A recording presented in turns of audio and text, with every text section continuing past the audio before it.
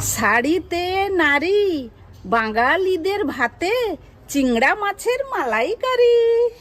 বাঙালিদের সুখ দুঃখ হাসি কান্না একদিকে, আর ভাতে চিংড়ির মালাইকারি অন্যদিকে। আজ বানাবো সেই ঐতিহ্যবাহী মালাইকারি।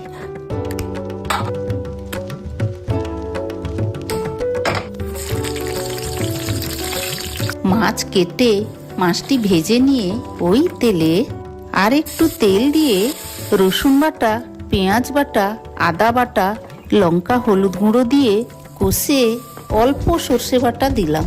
সর্ষে বাটা মালাইকারির স্বাদকে খুব বাড়িয়ে তোলে। তারপর নারকেল দুধ দিয়ে ফুটিয়ে শেষে চিনি এবং গরম মশলা।